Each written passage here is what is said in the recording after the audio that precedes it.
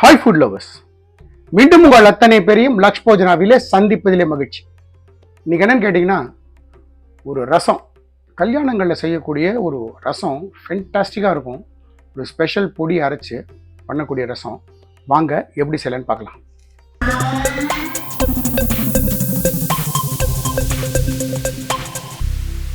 இந்த கல்யாண ரசம் பண்ணுறதுக்கு ஒரு பொடி பண்ணணும். ஸோ நான் என்ன பண்ணுறேன், ஸ்டவ் ஆன் பண்ணி ஒரு பேன் வைக்கிறேன். பேன் நல்லா சுடட்டும். இப்போது நம்ம வச்ச பேன் நல்லா சுட்டுடுத்து நான் ஃப்ளேமை ஸ்லோ பண்ணிடுறேன். இந்த ஸ்பூனில் ஒன்று நல்லா குவியில் 2 ஸ்பூன் போட்டிருக்கேன். 2 ஸ்பூன் தனியா, மல்லி, வரமல்லி. லோ ஃப்ளேமில் இதை வருங்க. இது கூடவே 1 டீஸ்பூன் துவரம்பருப்பு. இதை ஸ்லோ ஃப்ளேமில் வருங்க.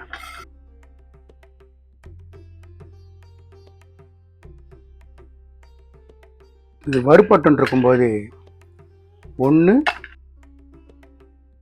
ஒரு 1.5 டீஸ்பூன் ஜீரகம். இது கூடவே வேடிகை சில்லி ஒரு 5 கலரிங்காக. கலரிங்கு கொஞ்சம் காரம் கொடுக்கும். நம்மளோட குண்டு மிளகா ஒரு 3. இது எல்லாத்தையும் நல்லா லோ ஃப்ளேமில் நல்லா வறுத்துட்டு மிக்சியில் போட்டு நல்ல ஒரு ஃபைன் பவுடராக அரைச்சிப்போம். நான் எண்ணெய் எதுவும் விடலை, வெறும் ட்ரை ரோஸ்டிங் தான். ட்ரை ரோஸ்டிங் பவுடர் தான் செய்கிறேன். இந்த பவுடர் நம்ம இந்த ரசத்துக்கு யூஸ் பண்ணதுக்கு அப்புறமும் மிச்சம் இருக்கும், இன்னொரு வாட்டியும் யூஸ் பண்ணலாம். நான் ரொம்ப சின்ன குவான்டிட்டி போட்டு வறுத்தோம்னா தீஞ்சு போயிடும் சம்டைம்ஸ். துவரம்பருப்பு பார்த்தீங்கன்னா நல்ல கலர் மாறி இருக்கு. நான் ஸ்டவ் ஆஃப் பண்ணிடுறேன். ஆஃப் பண்ணிட்டு இந்த மாதிரி பிளேட்டுக்கு மாற்றிட்டு நல்லா ரூம் டெம்பரேச்சர் வரட்டும். அது வரைக்கும் இதை நல்லா ஆற வைங்க. இப்போது இந்த கல்யாண ரசம் செய்கிறதுக்கு நான் ஸ்டவ் ஆன் பண்ணி ஒரு பாத்திரம் வைக்கிறேன். நான் பண்ண போகிற இந்த ரசம் கண்டிப்பாக ஒரு 7-8 பேர் சாப்பிடலாம். இந்த கல்யாண ரசம் பண்ணுறதுக்காக நான் ப்ரிப்ரேஷனாக சில இதெல்லாம் பண்ணியிருக்கேன். ஒரு 100 கிராம், ஒரு 50 கிராம் துவரம்பருப்பு வேக வச்சு மசிச்சு இந்த மாதிரி தண்ணியாக பண்ணி வச்சுருக்கேன். அதே மாதிரி 2 தக்காளி மிக்சியில் போட்டு ஃபைன் பியூரி ஆக்கி வச்சுருக்கேன். இப்போ நம்ம வச்ச கடாய் சுட்டு முதல்ல இந்த தக்காளியை சேர்த்துறேன்.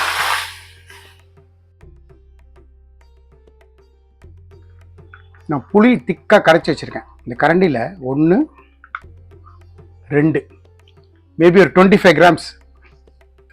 2 பச்சை மிளகா கீறி வச்சுருக்கேன். கொத்தமல்லியோட தண்டு பகுதி அதை கட் பண்ணி வச்சுருக்கேன். ஒரு சிறு துண்டு வெல்லம், ஒரு 4 டம்ளர் தண்ணி விட்டுருங்க.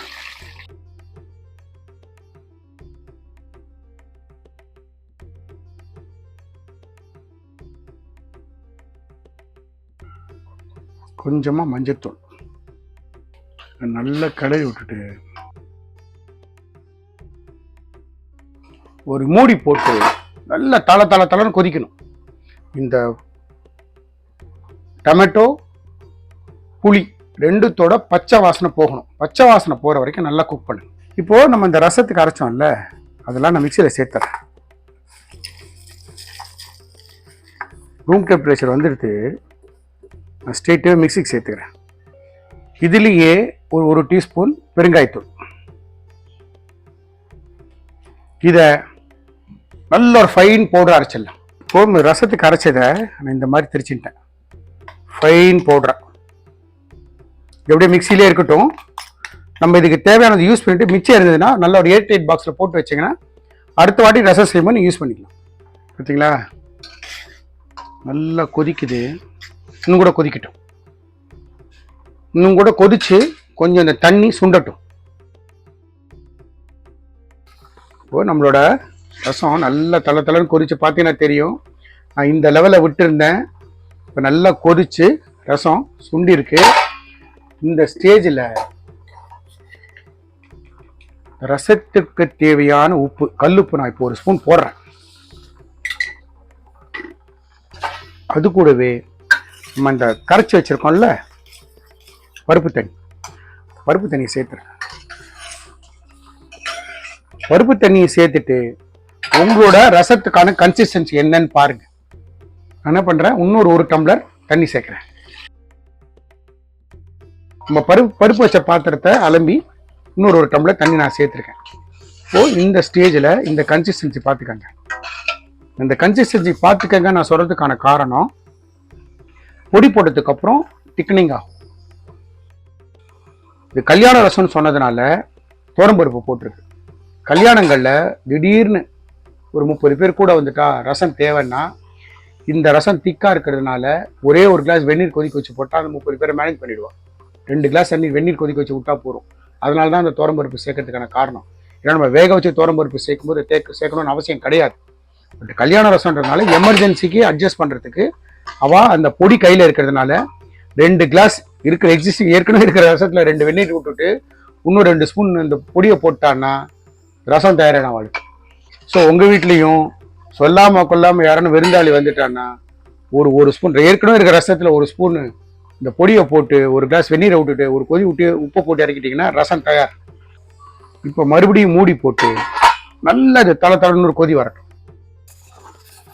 பார்த்தீங்களா, நல்ல கொதி வருது. இந்த கன்சிஸ்டன்சி பார்த்துக்கங்க. இது ரசத்துக்கான நீர்க்க இருக்கக்கூடிய கன்சிஸ்டன்சி. ஸ்டேஜில் இந்த ரசப்பொடி இருக்குல்ல, நம்ம மேலே தூவி விடும். மேபி ஒரு 2 ஸ்பூன், ஒரு 2.5 ஸ்பூன் தூவி விடும். தூவி விட்டு நல்ல ஒரு கலரி விட்டுருங்க.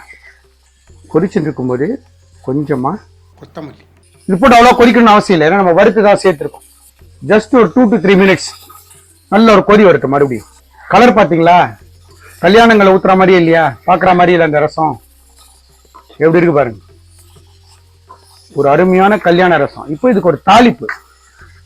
இப்போ நம்ம ரசம் நல்லா கொதி வருது. நான் ஸ்டவ் ஆஃப் பண்ணிடுறேன். ஸ்டவ் ஆஃப் பண்ணி ஒரு மூடி போட்டு இதை எடுத்து ஓரமாக வைங்க. இப்போ இந்த ரசத்துக்கு ஒரு தாளிப்பு. ஸ்டவ் ஆன் பண்ணி ஒரு சின்ன கடாய் வைக்கிறேன், தாளிப்பு கடாய் வைக்கிறேன். இந்த ஸ்பூனில் 2 டீஸ்பூன் நெய். இந்த கல்யாண ரசத்துக்கு தாளிப்பு நெய்யில தான் பண்ணணும். நெய்யில பண்ணுங்க, நல்லா இருக்கும். நம்ம விட்ட நெய் சுட்டு எடுத்து நான் 1 டீஸ்பூன் கடுகு சேர்த்துக்கிறேன். கடுகு நல்லா கிராக்கில் ஆகட்டும். கடுகு கிராக்கில் ஆகிட்டு இருக்கும்போது கொஞ்சமாக ஜீரகம். நான் ஸ்டவ் ஆஃப் பண்ணிடுறேன். கிள்ளின மாதிரி கருவேப்பிலை, ஒரே ஒரு காஞ்ச மிளகாய் கிள்ளி சேர்த்துறேன். சேர்த்துட்டு இந்த ரசத்தில் போட்டு மூடி ஒரு 10 மினிட்ஸ் டிஸ்டர்ப் பண்ணாதீங்க. அப்புறம் பார்ப்போம். நம்மளோட கல்யாண ரசம் அட்டகாசமாக தயாரெடுத்து ஒரு அருமையான ரெசிபி, அதே நேரத்தில் ரொம்ப சிம்பிளான ரெசிபி. ப்ரிப்ரேஷன் எல்லாத்தையும் ரெடி பண்ணி வச்சிங்கன்னா ஸ்டவ் பக்கம் வேலை ஒரு 10 நிமிஷம் தான். ஒரு அருமையான ரெசிபி. நான் எந்த மாதிரி இன்ட்ரெஸ்ட் போட்டு செஞ்சேனோ அதே மாதிரி செய்யுங்க. எனக்கு கிடைச்சது எக்ஸ்ட்ரா ரிசல்ட் உங்களுக்கும் கிடைக்கும். இந்த வீடியோ பிடிச்சிருந்தா லைக் அண்ட் ஷேர் பண்ணுங்க. உங்கள் ஃபேமிலி அண்ட் ஃப்ரெண்ட்ஸ்க்கு ரெக்கமெண்ட் பண்ணுங்க. மறக்காம நம்ம சேனலை சப்ஸ்கிரைப் பண்ணுங்க. அப்படி சப்ஸ்கிரைப் பண்ணும்போது பெல் ஐக்கானை கிளிக் பண்ண மறந்துடாதீங்க. தேங்க்ஸ் ஃபார் வாட்சிங் my all videos. Lakshman signing off from Lakshbojana.